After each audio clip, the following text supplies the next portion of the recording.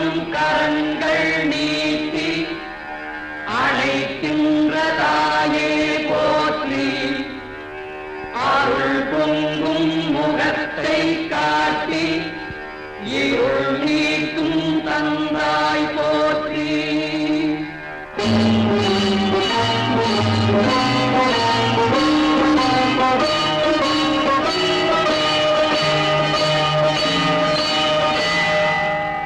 தாயினும் பரிந்து